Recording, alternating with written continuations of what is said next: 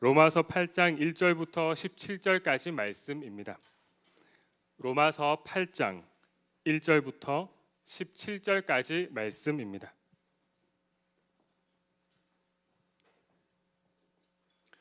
제가 봉독하여 드리겠습니다. 그러므로 이제 그리스도 예수 안에 있는 자에게는 결코 정죄함이 없나니 이는 그리스도 예수 안에 있는 생명의 성령의 법이 죄와 사망의 법에서 너를 해방하였음이라. 율법이 육신으로 말미암아 연약하여 할 수 없는 그것을 하나님은 하시나니 곧 죄로 말미암아 자기 아들을 죄 있는 육신의 모양으로 보내어 육신의 죄를 정하사 육신을 따르지 않고 그 영을 따라 행하는 우리에게 율법의 요구가 이루어지게 하려 하심이니라. 육신을 따르는 자는 육신의 일을, 영을 따르는 자는 영의 일을 생각하나니 육신의 생각은 사망이요 영의 생각은 생명과 평안이니라. 육신의 생각은 하나님과 원수가 되나니 이는 하나님의 법에 굴복하지 아니할 뿐 아니라 할 수도 없음이라. 육신에 있는 자들은 하나님을 기쁘시게 할 수 없느니라.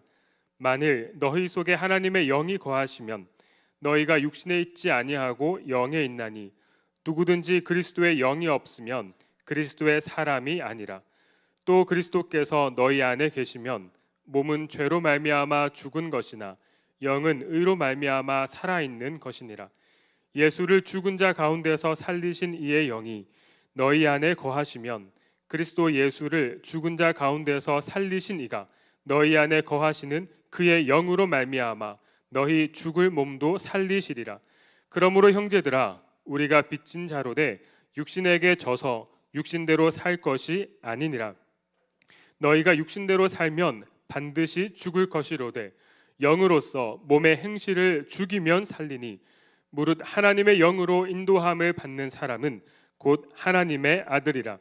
너희는 다시 무서워하는 종의 영을 받지 아니하고 양자의 영을 받았으므로 우리가 아빠 아버지라고 부르시느니라. 성령이 친히 우리의 영과 더불어 우리가 하나님의 자녀인 것을 증언하시나니 자녀이면 또한 상속자 곧 하나님의 상속자요 그리스도와 함께한 상속자니 우리가 그와 함께 영광을 받기 위하여 고난도 함께 받아야 할 것이니라. 아멘. 이 시간 안성수 목사님께서 말씀 전하실 때 큰 은혜의 시간 되시길 축복합니다. 네, 안녕하세요. 오늘 최현준 목사님하고 제가 우리 또 임원단 또 송기식 목사님 전부 이 빨간색 수련회 후리스를 입어봤습니다. 뭐 어떤 사람은 생각할 것 같습니다. 굳이 수련회 하는데 옷이 필요합니까? 맞아요, 여러분. 이 수련회는 전지 훈련의 개념이라고 생각합니다. 그래서 기도 제목도 적어보고 어떤 훈련을 통해서 우리가 도달해야 되는 목표도 한번 잡아보는 거죠. 그냥 참여해서 숙소가 어땠다더라, 밥맛이 어땠다, 목사님 말씀이 이번에는 재밌었다 어땠다를 평가하기보다 이번 수련회에 임하면서 나는 어떤 기도 제목을 갖고 있는가, 나의 신앙은 나의 하나님과의 관계는 어느 정도까지 끌어올리는가, 뭐 이런 거에 목표를 두고 가보자. 전지훈련의 의미에서 우리가 뭐 정체성과 어떤 우리 안의 획일화, 단일화를 위해서 한번 맞춰봤어요. 근데 걱정 마세요, 여러분. 여러분은 이런 마하나임 호텔 직원 같은 빨간색 말고 검정색으로 노멀한 것으로 드리기로 하였습니다. 오늘 아까 최현준 목사님이 매우 긴 1절부터 17절까지 읽어주셨어요. 주중에 제가 고민을 좀 했습니다. 이거를 조금 더 세부적으로 짧게 나눠서 갈까 아니면 전체 덩어리를 갈까 고민을 하다가 너무 세부적으로 나누면 이 로마서가 한 3년 지나도 안 끝나겠다라는 생각으로 한번 전체를 같이 한번 훑어볼 텐데, 그래서 여러분 오늘은 좀 더 집중이 안 될 수 있어요. 오늘은 좀 더 이해가 어려울 수 있어요. 제가 일주일 동안 계속 씹고 씹어서 여러분이 삼키기 쉽게 이렇게 전달하려고 하는데요, 쉽지 않아요. 로마서가 정말 그렇습니다. 그래서 여러분 혹 한번 들어보시고 무슨 말인지 몰랐다 하는 사람들은 나중에 집에 가셔서 유튜브로 2배속으로 다시 한번 들어보셔요. 한번 적어보시기도 하고, 이 시간 말씀을 이해하지 못하고 내 안에 말씀이 심기지 않고 떠나면 너무 아쉽잖아요. 그래서 이 로마서 8장에 대한 말씀을 함께 나눌 텐데 여러분 집중하고 한번 들어보시기 바랍니다. 로마서 8장은요 이 로마서라는 어떤 산으로 비유한다면 봉우리예요. 최정점입니다. 로마서 5장이 매우 중요한 로마서의 장이었다면 8장은 로마서의 가장 꼭대기 정점이라고 할 수 있어요. 교회를 오래 다녔음에도 불구하고 내 안에 죄의 문제 앞에서 가끔 구원의 확신이 흔들리는 사람들, 때로는 교회 리더십들 중에서도 자리 때문에 신앙이 좋다 평가받기도 하지만 자신의 연약함과 이 반복되는 죄 앞에 무너질 때마다 죄책감을 가지게 되고 내 안에 흔들리는 이 신앙의 확신을 부여잡지 못하고 있는 사람, 오늘 본문은 그런 사람을 위한 본문이 아닌가 하고 생각을 합니다. 전에 교회에서 사역을 할 때 고등부에서 사역을 하는데 고등부 교사 중에 매우 학생들을 잘 챙기고 오래 기도하시며 정말 누가 봐도 신실하다 싶으신 한 60이 넘으셨을 것 같은데 권사님이 계셨어요. 저는 정말 선생님으로서 같이 하는 교사요 동역자로서 매우 의지가 되는 분이었어요. 근데 어느 날 이분을 신방하는데 충격적인 이야기를 들었습니다. 목사님, 내가 구원받을 수 있을까? 굉장히 신선했어요. 매우 쇼킹했어요. 이분이 이렇게 생각을 하셨구나. 제가 아무리 설명을 해도 권사님이 그래도 내가 보면 내가 얼마나 나쁜 사람인데 내 안에 끊어낼 수 없는 반복되는 죄 때문에 내가 계속해서 무너지는 연약한 신앙이 있는데 하나님 나를 이뻐하실까 해. 우리 중에도 많이 있죠, 여러분. 내가 이렇게 완악하고 가식적이고 교만한 신앙인인데 나의 구원은 과연 여전히 유효한가? 이거 묻고 싶은 사람들 우리 안에서도 많이 있습니다. 오늘 말씀은 이런 고민을 해보신 분들이 좀 더 집중해서 한번 들어봤으면 하는 말씀이 아닌가 싶어요. 1절부터 한번 보십시오. 1절에서 딱 선언을 하고 시작하는데요. 1절 우리 다 같이 한번 읽어봅시다. 시작. 그러므로 이제 그리스도 예수 안에 있는 자에게는 결코 정죄함이 없나니. 그리스도 예수 안에 있는 자는 누구든지 누구도 예외 없이 결코 정죄함이 없다. 이 정죄함이라는 말은요, 죄를 깨끗하게 한다는 말이 아니에요. 죄인이라 단정한다는 의미예요. 내가 너를 정죄해라고 하면 너는 죄인이야 이 말이에요. 그런데 그리스도 예수 안에 있으면 누구든지 결코 누구를 막론하고 정죄함이 없다. 죄인으로 단정짓지 않는다. 이렇게 성경에서 선언하고 시작하는 거죠. 예수 그리스도 안에 있는 자에게 결코 정죄함이 없다는 이 선언은 내 안에 연약함 가운데 죄를 짓는 말과 행동과 생각들이 있었어도 죄가 있다고 단정하지 않는다는 말이에요. 여러분, 이 말을 방임이나 방치, 방관으로 받으시면 안 됩니다. 아무렇게나 내 마음대로 살아도 눈 감아주시는구나 하는 말이 아니에요. 죄가 있지만, 우리 안에 여전히 죄가 있지만 없는 것으로 여겨주시겠다는 말이에요. 이제 예수 그리스도 안에 있는 자에게는 더 이상 정죄함이 없다. 이 최종 법정적 선언을 땅 때려놓고, 최종 법원의 판결을 땅 때려놓고, 너는 이제 무죄 때려놓고, 그 뒤에 이제 이어지는 구절에 그 판결의 근거를 제시하는데, 어떻게 죄인인 우리가 죄인이라 단정받지 않고 정죄함이 없다는 판결이 나왔을까? 어떻게 그런 판결이 가능했을까? 이제 그 뒷절부터 성경이 설명을 해줍니다. 우리가 예수 그리스도 안에 있을 때 결코 정죄함이 없다라는 최종 판결을 받을 수 있었던 근거는 이미 우리가 지은 모든 죄의 값이 치러졌기 때문이죠. 법정에서 많은 죄들은 징역 몇 년, 벌금 얼마, 봉사활동 몇 시간 같은 것들로 죄를 갚아야 하는 판결을 받게 되고, 그걸 수행해야만 그 죄가 없어져요. 우리가 지은 죄의 값은 얼마일까요? 여러분, 징역 몇 년을 살아야 우리가 지은 죄의 값을 갚을 수 있을까요? 우리는 벌금을 얼마나 내야 할까요? 봉사활동 얼마나 해야 우리의 죄가 없이 된 바 될까요? 성경이 이야기하는 바 우리의 죄의 값은 사망이라고. 다시 한번 쉽게 이야기할까요?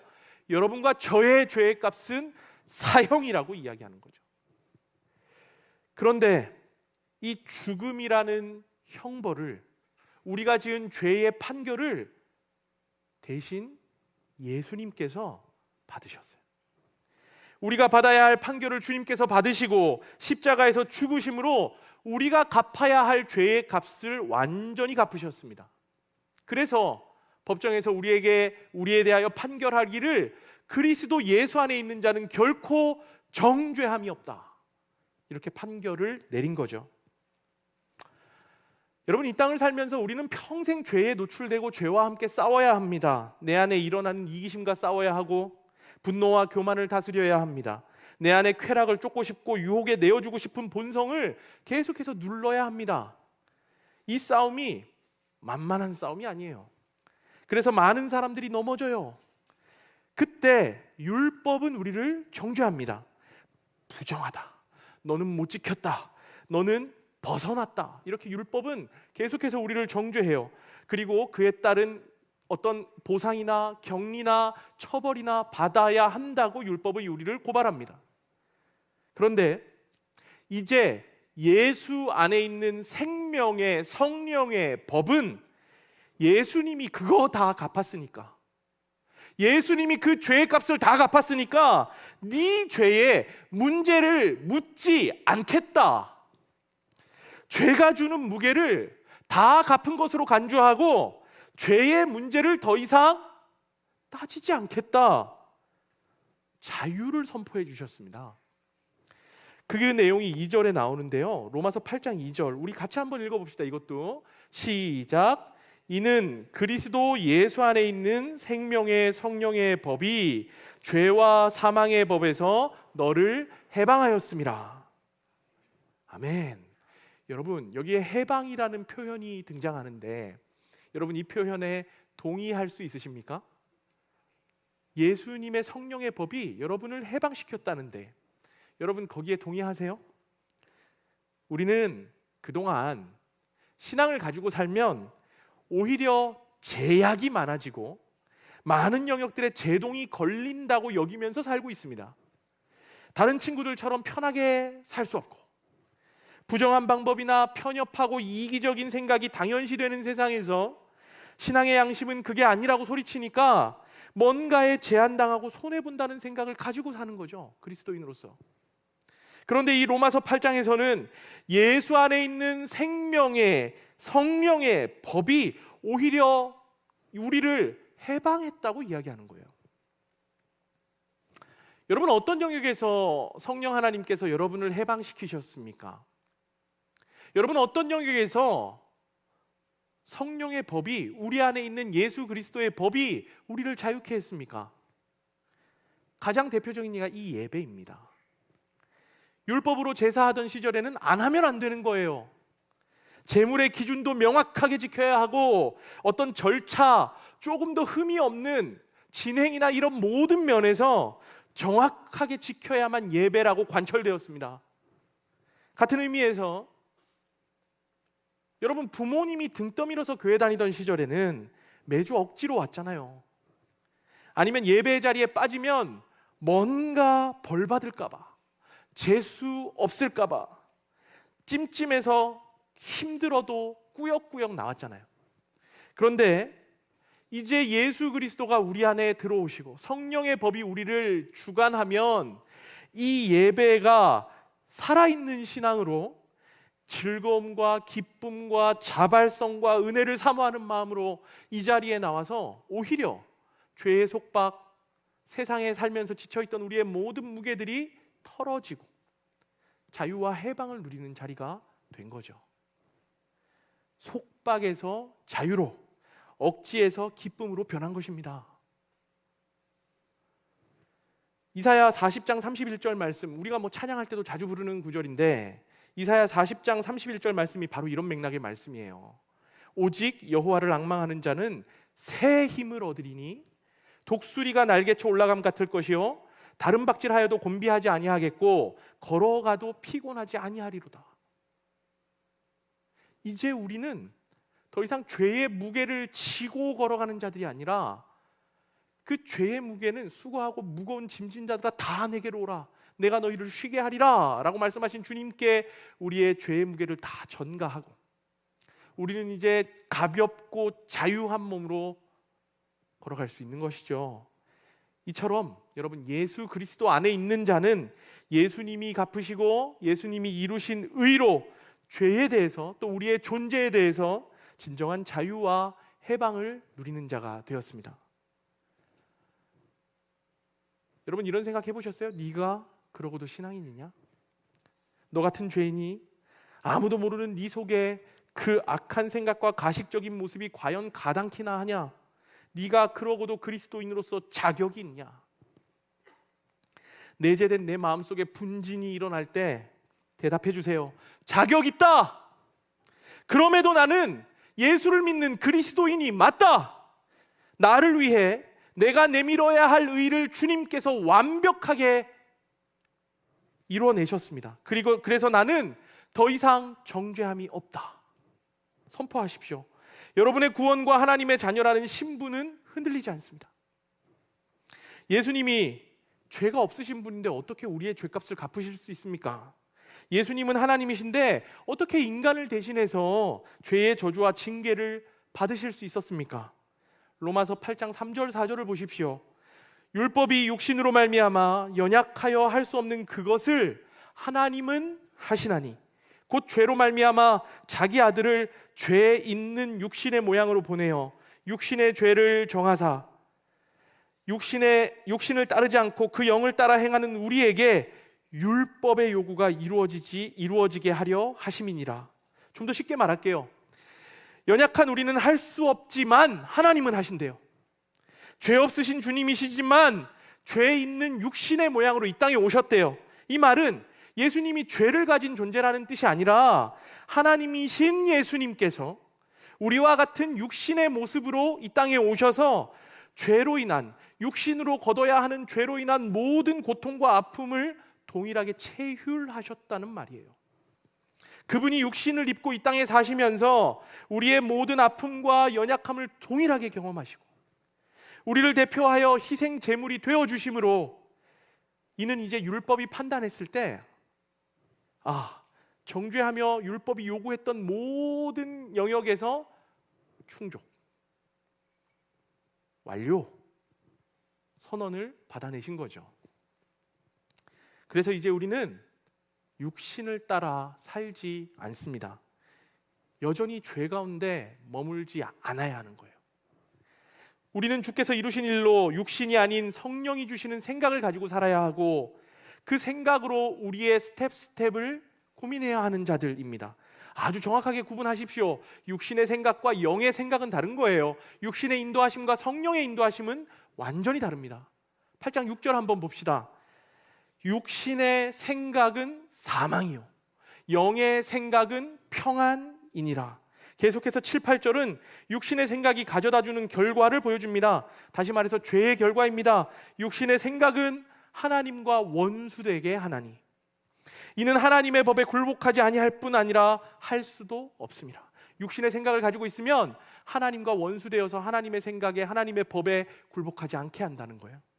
8절 육신에 있는 자들은 하나님을 기쁘시게 할 수 없느니라. 가장 참혹한 선언입니다.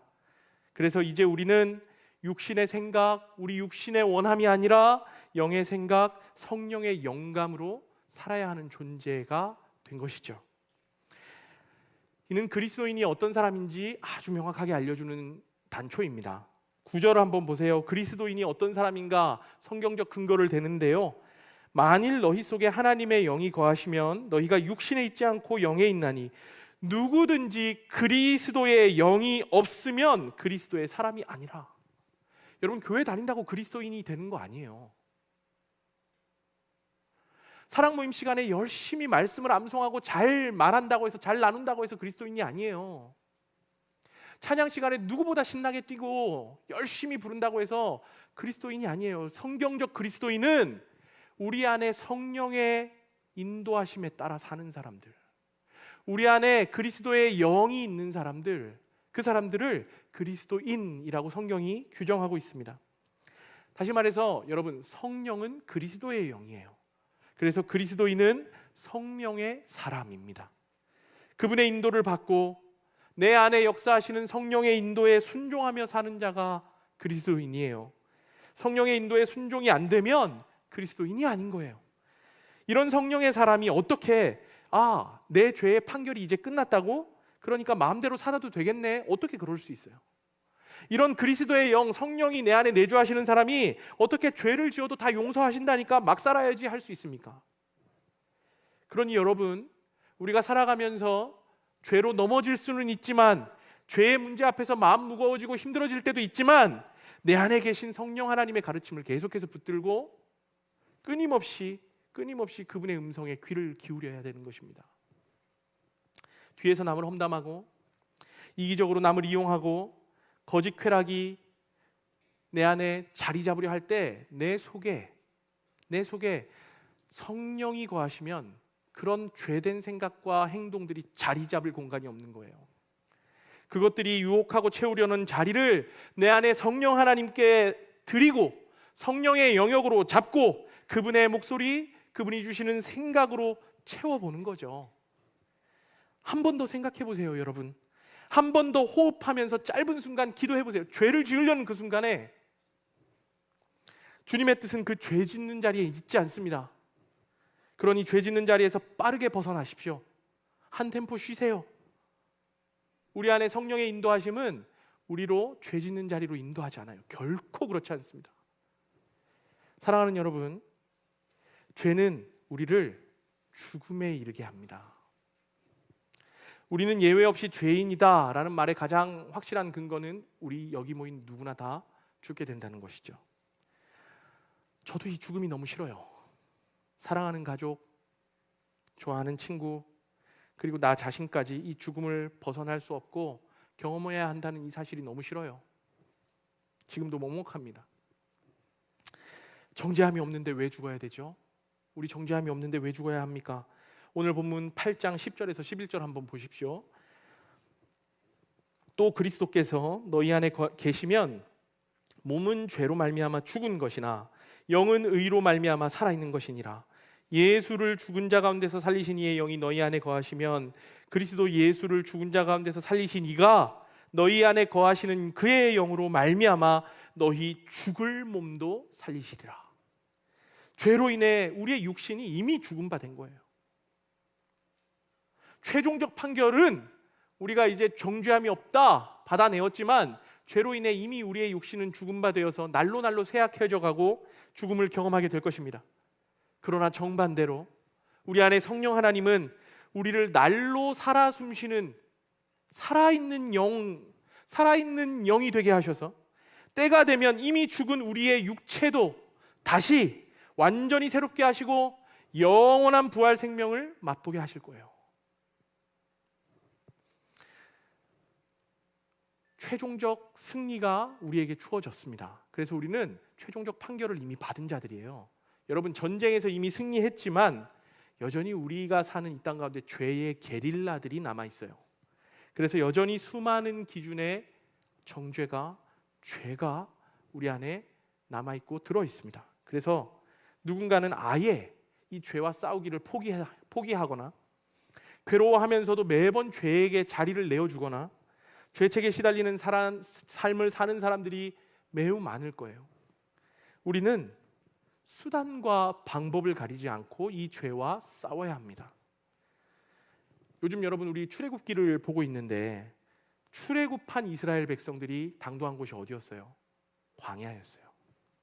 이제 애굽의 바로의 백성이 아니라 하나님의 소유권을 주장받고 하나님이 소유권을 주장하시는 주님의 백성으로 새 출발했는데 그들이 가야 했던 곳은 광야였습니다.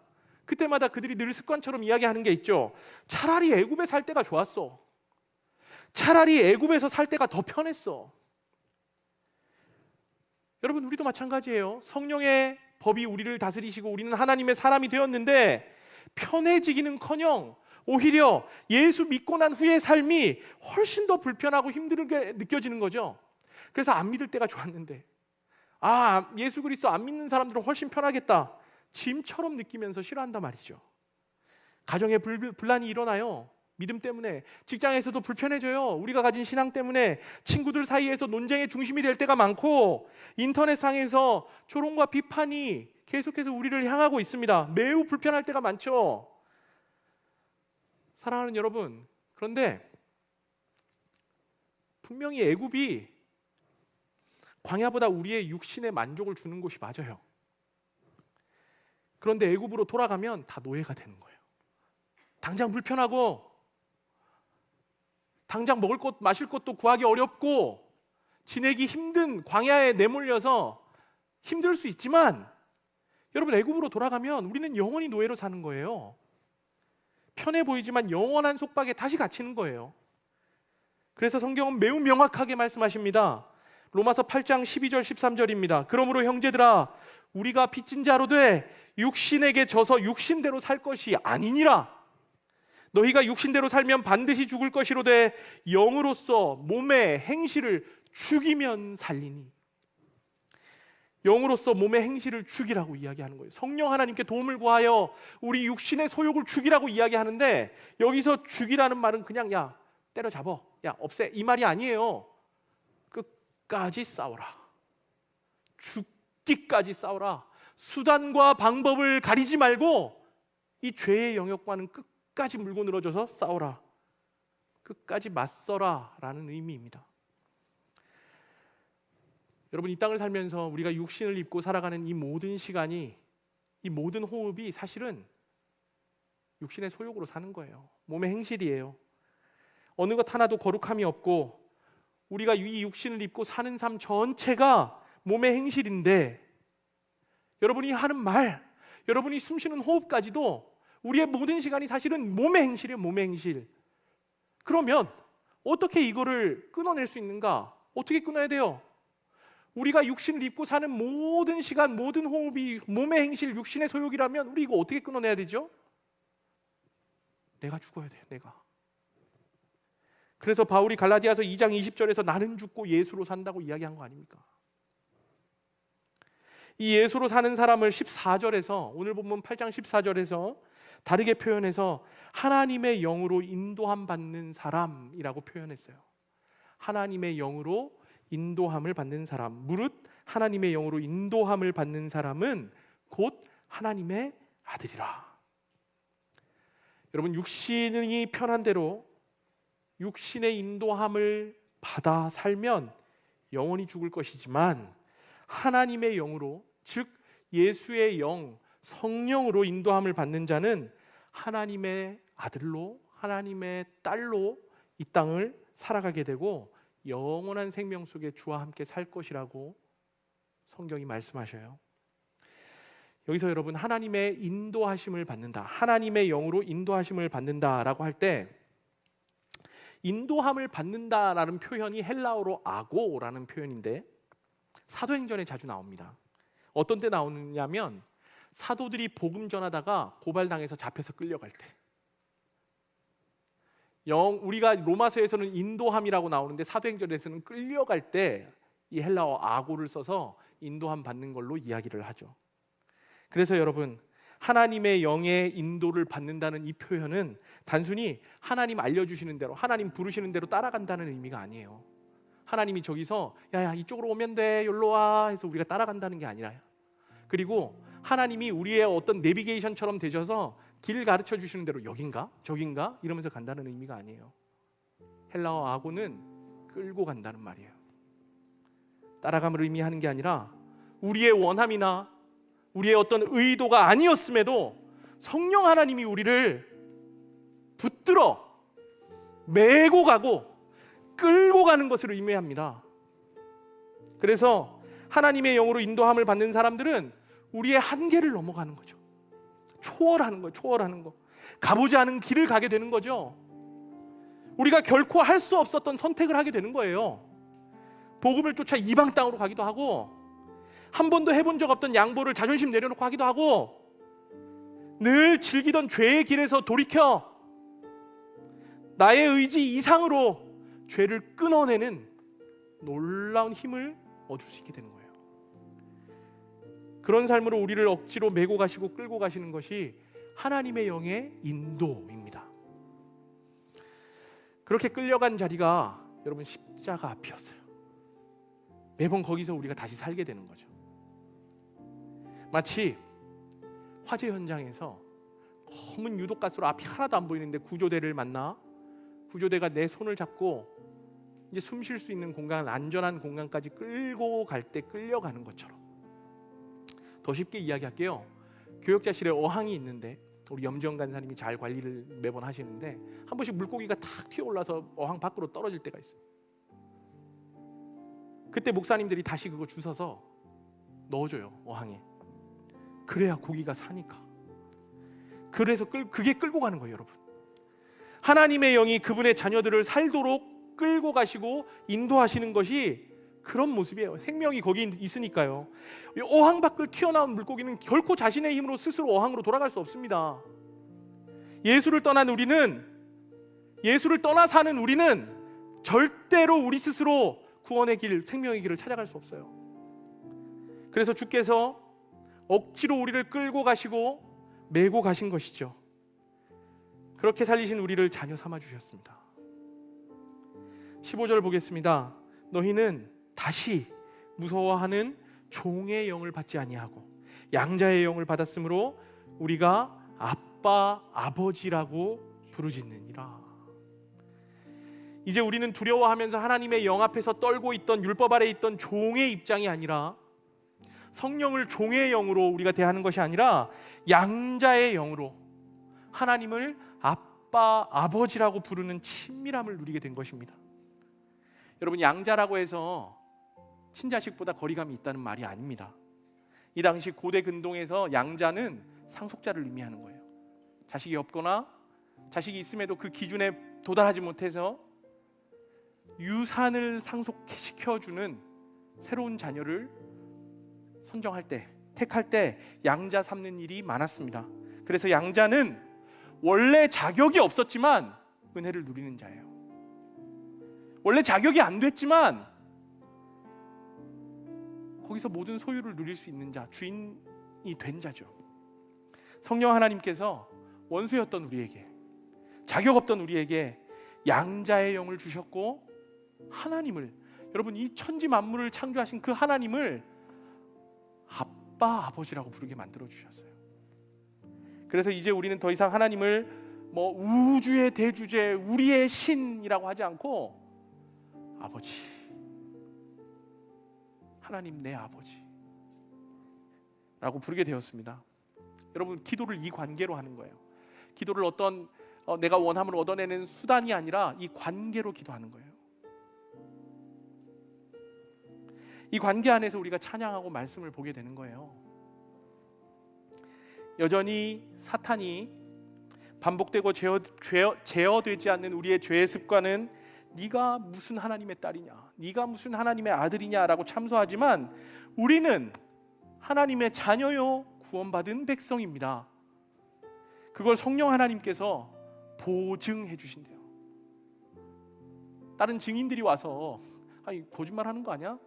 위증하는 거 아니야? 싶은 그런 어떤 증인들이 하는 게 아니라 성령 하나님께서 여러분과 제가 하나님의 아들이라 증언하신대요. 16절 우리 다 같이 한번 읽어봅시다. 16절 시작. 성령이 친히 우리의 영과 더불어 우리가 하나님의 자녀인 것을 증언하시나니. 더 이상 의심하지 않아도 됩니다. 우리는 하나님의 자녀로 주의 유업을 상속받은 자, 하나님의 유산을 상속받은 자가 되었습니다. 모르겠어요, 여러분. 부모님이 몰랐는데 해운대에 한 1,000억짜리 빌딩이 있어서 그거 나한테 상속해 준다 그러면 그때 막 기뻐할지, 근데 하나님의 유산을 상속받았다고 하니까 다 그런가 보다. 근데 여러분, 인간 아빠가 물려주는 재산의 상속은요, 한계가 명확한 상속이에요. 영원히 누릴 수 없어요. 나의 어리석음으로 잃어버릴 수도 있는 상속이에요. 그런데 하나님 아버지께서 물려주신 이 영원한 기업으로서의 상속은 좀과 동록이 해할 수 없고 누구도 접근할 수 없는 영원한 소유요 영원한 상속입니다. 한계가 없어요.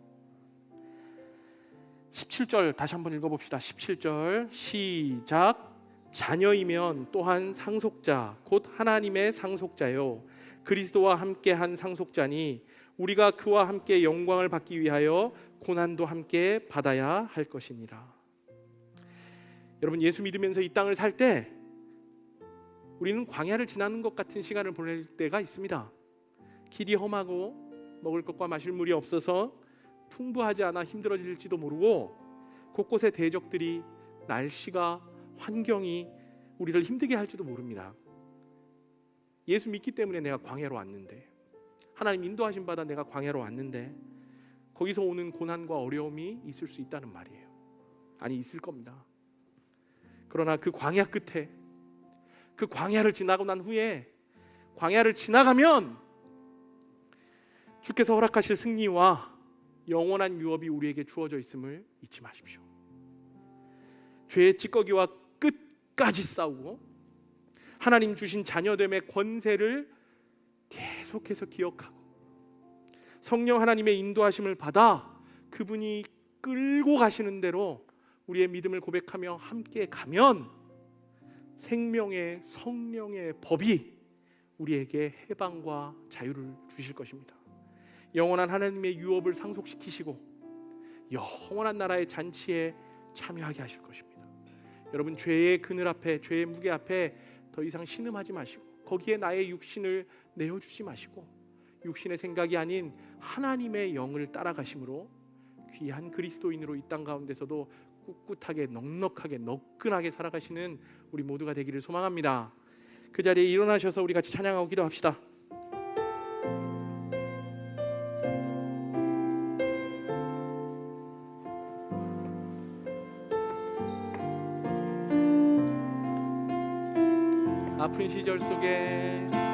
아픈 시절 속에 마음 쉴 곳 없네. 지친 나의 영혼 의지할 곳 없네. 고아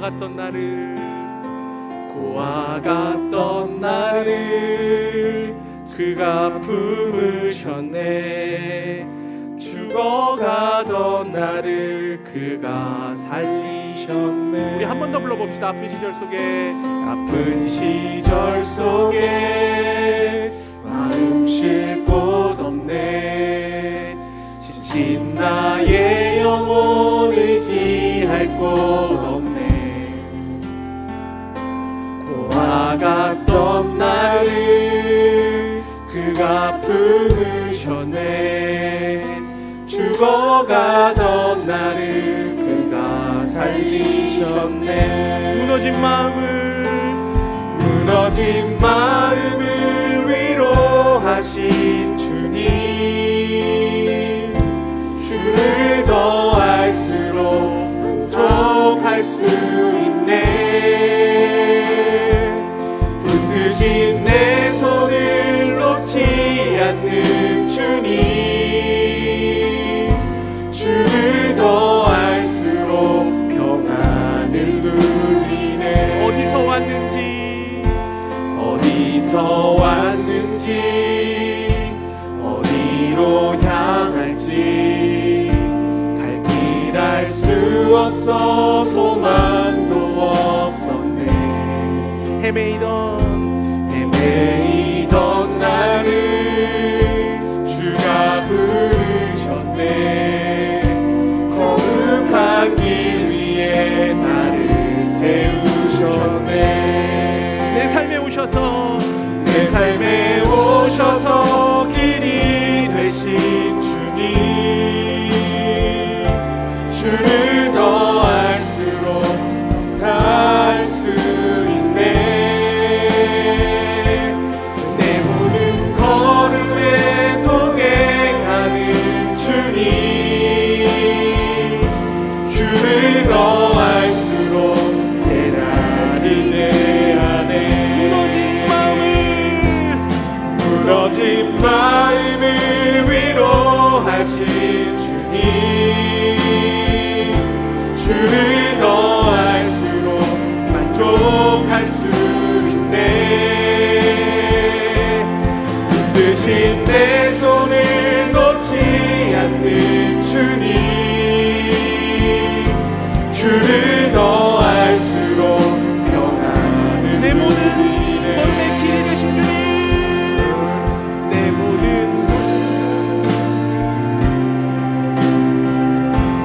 기도합시다. 여러분 기도합시다. 오늘 주님께서 우리로 주님의 자녀라 확정해 주시고 우리 안에 깊은 은혜로 너의 신분은 더 이상 변하지 않고 정죄함이 없는 귀한 주님의 자녀라 삼아 주셨습니다. 여러분 다시 한번 우리 그거 누립시다. 내 안에 죄의 힘을 이기겠다 결단합시다. 내 안에 육신의 생각을 걷어내겠다 결단합시다. 하나님, 제가 육신의 소욕을 따라 사는 자가 아니라 하나님의 영의 인도를 받는 자로 살게 하여 주시옵소서. 하나님을 따라가고 성령의 인도를 받는 주님의 자녀 되게 하여 주시옵소서. 우리 주여 한번 외치고 기도하도록 하겠습니다. 주여. 살아계신 하나님 아버지, 하나님의 은혜로 우리가 살아감을 고백합니다. 하나님, 주님이 우리의 능력입니다. 하나님, 주님께서 우리를 인도하십니다. 온전하신 주님이 우리의 아버지이시고 우리의 인도자 되셔서 하나님, 우리가 더욱더 주님 안에 귀한 은혜를 누립니다. 하나님 오셔서 말씀하여 주시고 능력을 허락하여 주시고 모든 것들로 주를 바라보게 하여 주시옵소서. 하나님, 우리가 결단할 때 우리가 육신의 소욕이 아니라 성령 하나님의 능력을 가지고 서기를 바라오니 하나님, 오늘 결단하는 우리 청년들의 모든 결단 가운데 주의 능력과 은혜를 더하여 주시옵소서. 하나님, 오늘 결단하며 일어서는 우리 모든 청년들에게 주의 능력을 허락하여 주시옵소서. 하나님, 주께서 도와주시고 아버지 모든 영역으로 주님 바라보게 하시고 능력을 더하여 주시옵소서. 아버지 하나님, 주님 도와주시고 도하여 주시옵소서. 여러분, 오늘 수련회를 위해서 함께 기도합시다. 아까 제가 말씀드렸죠, 수련회는 정말 우리가 결단함으로 주님 앞에 소망 가지고 목표 가지고 참여하는 겁니다. 그저 예배 어디 가서 1박하고 오는 것이 아니라 야영과는 다르죠. 우리의 예배 안에 하나님 역사하셔서 예배하고 기도하는 우리에게 찾아와 주시고 만져주시옵소서. 그것이 목표가 되어야 되겠습니다. 첫 번째, 마하나임 수련회에 예수를 모르는 자들이 예수를 만나게 하여 주시옵소서. 주님이 주인이 아니었던 자의 삶들이 예수가 주인 되는 삶으로 변화되게 하여 주시옵소서. 그리고 두 번째, 우리 안에 기도의 제목들, 우리 안에 원함의 제목들을 주께서 바라보시고 우리가 생각하고 구하는 것들에 갑절로 부어 주시옵소서. 우리 안에 성장이 일어나게 하시고 신앙으로 놀라운 결과와 열매들이 많이 얻어질 수 있도록 이번 수련회 가운데 은혜를 더하여 주시옵소서. 우리 수련회를 두고 주여 한번 외치고 기도하겠습니다. 주여. 주님, 하나님, 이번 수련회 가운데 함께하여 주시옵소서. 하나님, 이번 수련회 가운데 주님의 은혜로 우리가 더욱더 일어나게 하여 주시옵소서. 하나님, 능력으로 아버지 하나님 일어나게 하시고 도와주시고 아버지 하나님, 주님께서 우리의 능력이 되어주시고 아버지 하나님, 모든 수련회 가운데 주님 바라보고 일어날 수 있는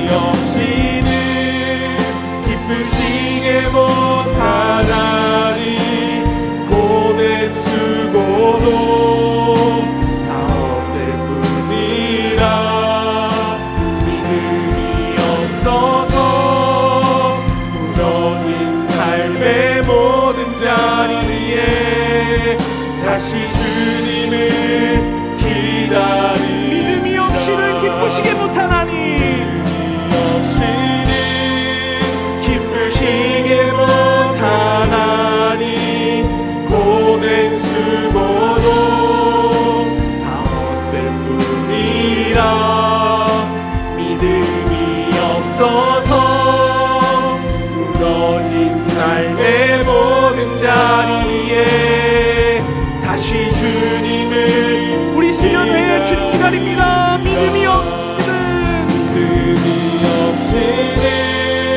기쁘신 행복하니 고된 수고로 다 헛될 뿐이라 믿음이 없어서 무너진 삶의 모든 자리에 다시 주님을 기다립니다. 여러분, 우리 마하나임 공동체를 두고 기도합시다. 우리 어디가 무너져 있습니까?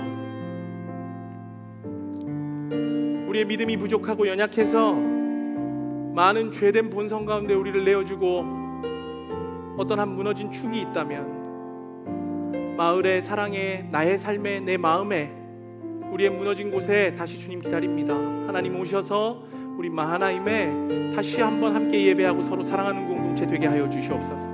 우리 마하나임이 다시 한번 교회가 되게 하시고 오늘 우리가 함께 결단하고 기도함으로 귀한 공동체, 주님 아름답게 보시는 교회가 되게 하여 주시옵소서. 우리 마지막으로 주여 한번 외치고 기도하도록 하겠습니다. 주여! 살아계신 하나님 아버지의 오심을 기대합니다. 하나님 오시옵소서. 하나님, 우리 공동체 주님의 은혜가 필요합니다. 하나님 오셔서 말씀하여 주시고 가르쳐 주시고 우리와 함께하여 주시고 하나님, 우리의 모든 영역들이 주로 채워지는 귀한 은혜를 허락하여 주시옵소서. 하나님, 우리 안에 주를 향한 뜨거운 사랑이 일어나게 하시고 하나님, 예배하는 우리의 모든 예배가 주로 귀결되는 귀한 은혜가 되게 하여 주시옵소서. 하나님께서 우리의 주인이십니다. 하나님 오셔서 우리에게 말씀하시고 능력으로 붙들어 주시옵소서.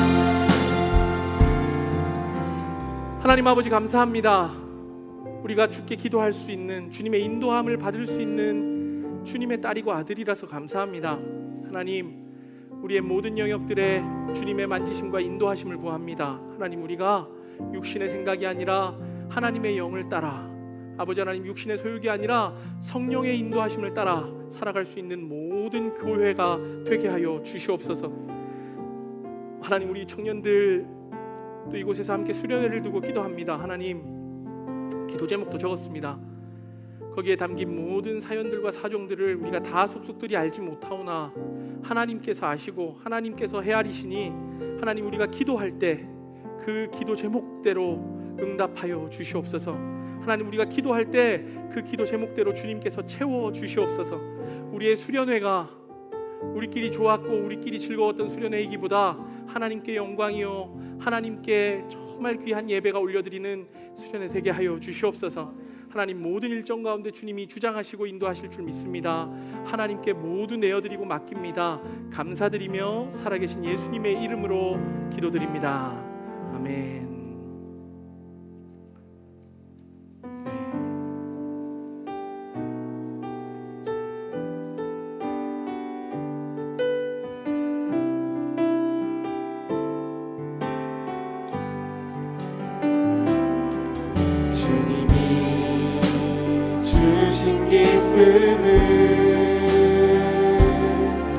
곡식과 새 포도주가 풍성할 때보다 더합니다. 내가 평안히 눕고 자면 전이 살게 하시는 이는 오직 여호와시도다. 주의 얼굴을 들어 우리에게 비추소서.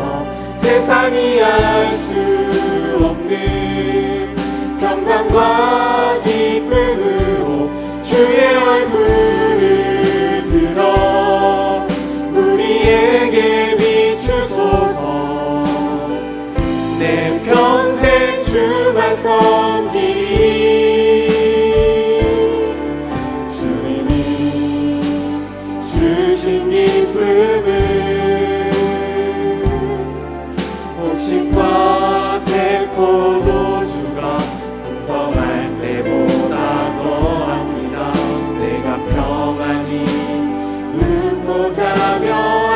영원히 살게 하시는 이는 오직 여호와시도다.